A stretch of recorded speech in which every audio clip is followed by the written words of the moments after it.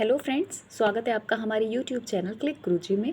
आज इस वीडियो में हम यूपी ट्रिपल एससी पेट के लिए हिस्ट्री की फर्स्ट क्लास को लेकर आए हैं, जो कि बहुत इंपॉर्टेंट क्लास आज होने वाली है। एंशिएंट हिस्ट्री को हम डिस्कस करेंगे आज, और उसके साथ साथ हम कुछ एमसीक्यूज़ को भी डिस्कस करेंगे, जिससे आपका जो रिवीजन है वो हैंड टू हैंड होता रहे।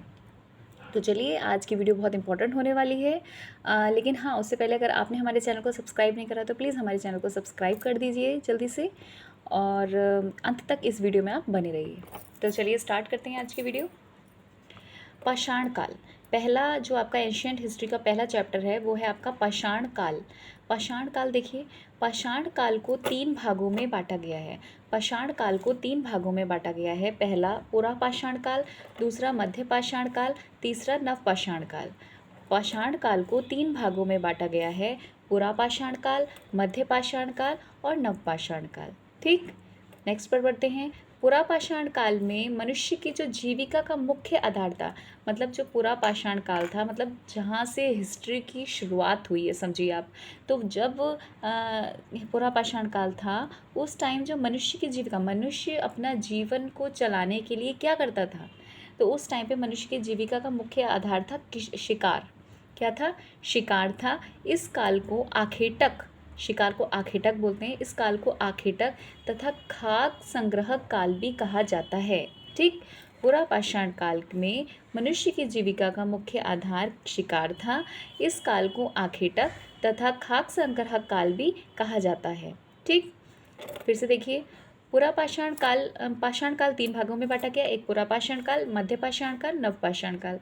पुरा पाषाण काल में मनुष्य की जीविका का मुख्य आधार क्या था? आखेटक था, शिकार था, और उसको आखेटक काल भी कहा जाता है, और खाद्य संग्रह काल भी कहा जाता है। नेक्स्ट पर बढ़ते हैं। लगभग 36,000 ईसा पूर्व में आधुनिक मानव पहली बार अस्तित्व में आया था। ठीक है, आधुनिक मानव जो था 36,000 ईसा पूर्व पहले आधुनिक मानव जो था वो आपका अस्तित्व में आया था, और इस मानव को होमो सेपियंस भी कहा जाता है। इस मानव को क्या कहा जाता है? होमो सेपियंस भी कहा जाता है। ठीक, अब देखिए नेक्स्ट पर बढ़ते हैं। मानव द्वारा प्रथम पालतू पशु कौन था? कुत्ता था। याद रखना, पहला जो मानव ने जो पालतू पशु पाला, तो उसमें कौन था? कुत्ता था। और ये कब पाला गया? तो ये जिसे मध्य पाषाण काल में पालतू बनाया गया। कब? इसको आप जरूर याद रखिएगा कि पुरा पाषाण काल में क्या हुआ, नव पाषाण काल में क्या हुआ, और मध्य पाषाण काल में क्या हुआ। ठीक है, तो मानव द्वारा प्रथम पालतू पशु था कुत्ता, जिसे मध्य पाषाण काल में पालतू बनाया गया। ठीक, नेक्स्ट पर बढ़ते हैं। अब आग की जानकारी, ये भी बहुत इंपॉर्टेंट है। आग की जानकारी मानव को कौन से काल में हुई थी? आग की जानकारी मानव को पुरा पाषाण काल में की गई थी। आग की जानकारी कब हुई मानव को? तो पुरा पाषाण में हुई थी, लेकिन किंतु नव पाषाण काल में, किंतु इसका जो प्रयोग हुआ वो नव पाषाण काल में हुआ।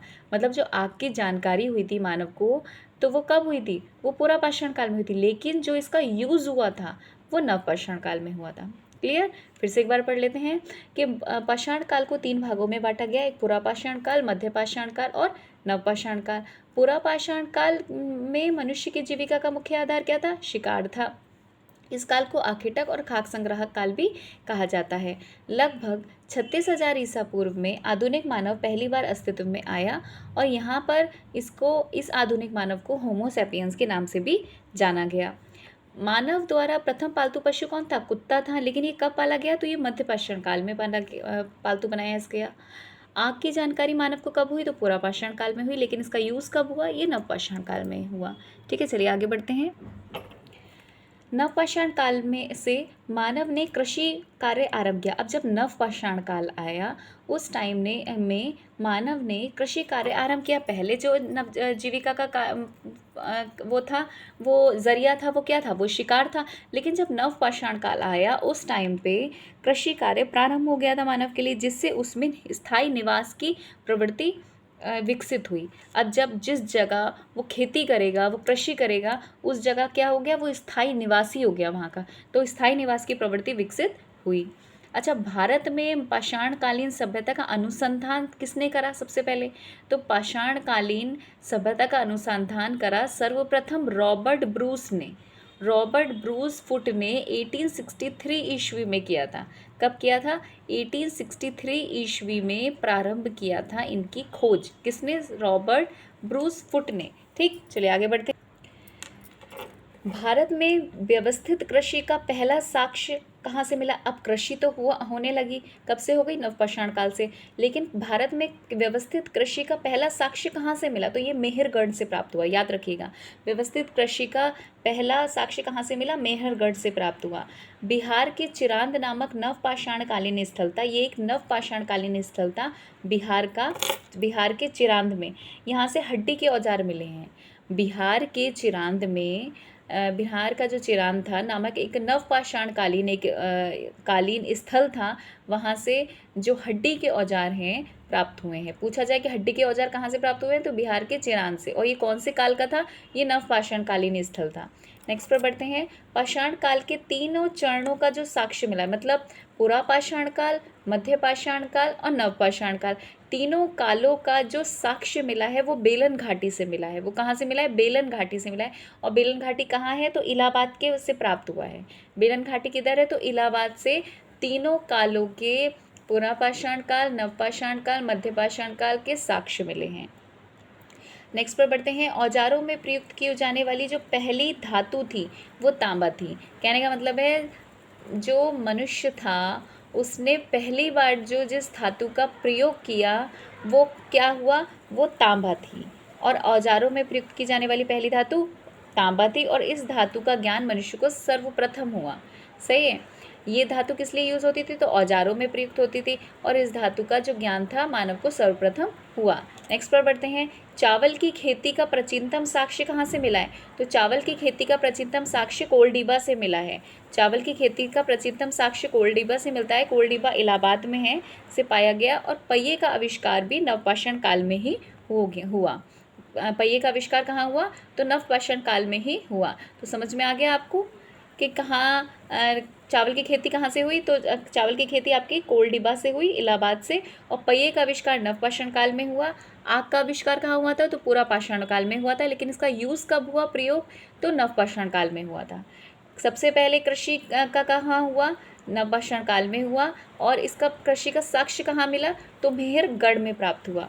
बिहार के चिरांद नाम में नवपाषाण काल में जो हड्डियों से बने जो औजार थे वो प्राप्त हुए। औजारों में जो प्रयुक्त की जाने वाली जो धातु थी वो कौन थी? वो थी तांबा। तांबे का मनुष्य को सर्वप्रथम ज्ञान हुआ। ठीक है, तो चलिए अब MCQs को देखते हैं यहाँ पर कि कितना आपने अच्छे से पढ़ाई करी। रिवीजन करवाते हैं। चलिए बताइए, प्रागैतिहासिक काल के अंतर्गत किन संस्कृतियों को रखा जाता है? प्रागैतिहासिक काल के अंतर्गत किन संस्कृतियों को रखा जाता है? A कांस्य, B लौह, C पाषाण या D ताम्र?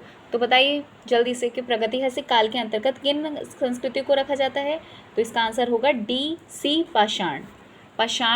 प्रागैतिहासिक काल के अंतर्गत किन संस्कृतियों को रखा जाता है? तो पाषाण युग की, पाषाण काल की सभ्यता को रखा जाता है। नेक्स्ट पर बढ़ते हैं। मानव सभ्यता के विकास की प्रथम अवस्था कौन सी थी? पशुचारण अवस्था थी, B शिकार अवस्था थी, C कृषि अवस्था थी या D औद्योगिक अवस्था थी? तो मानव सभ्यता के विकास की प्रथम अवस्था क्या थी? तो B शिकार अवस्था थी।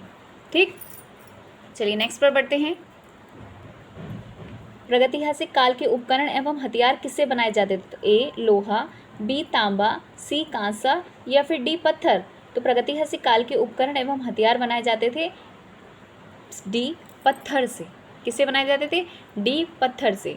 नेक्स्ट पर बढ़ते हैं। प्राचीन मानव ने सर्वप्रथम किस पशु को पालतू बनाया? तो अभी आपने पढ़ा था कि प्राचीन मानव ने सर्वप्रथम किस पशु को पालतू बनाया? A बैल को, B कुत्ते को, C सिंह को या D घोड़े को? तो इसका आंसर होगा B कुत्ते को पालतू बनाया। और कब बनाया? मध्यपाषाण काल में। चलिए नेक्स्ट पर बढ़ते हैं। मानव ने आग का प्रयोग सर्वप्रथम किस युग में किया? तो आग का प्रयोग, खोज नहीं। जब खोज की बारे में होती तो उसका आंसर अलग, और जब प्रयोग के बारे में बात हो तो उसका आंसर अलग। बताइए, मानव ने आग का प्रयोग सर्वप्रथम किस युग में किया? A नवपाषाण युग में, B ताम्रपाषाण युग में, C मध्यपाषाण युग में या फिर D धातु युग में?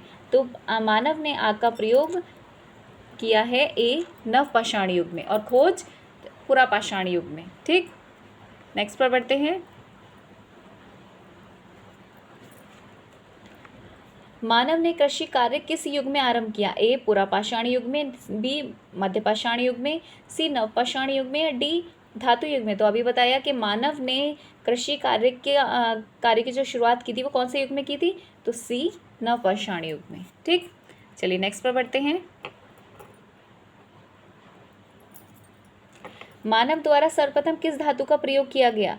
मानव द्वारा सर्वप्रथम किस धातु का प्रयोग किया गया? तो ए कांसा, बी तांबा, सी लोहा, या डी चांदी? तो मानव ने सर्वप्रथम किस धातु का प्रयोग किया? तो बी तांबा।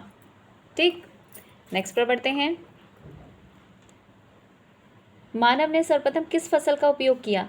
ए जौ, बी चावल, सी गेहूं, या डी कपास? तो बताइए सबसे पहले मानव ने कौन सी फसल का प्रयोग किया? तो उसका आंसर होगा ए जौ।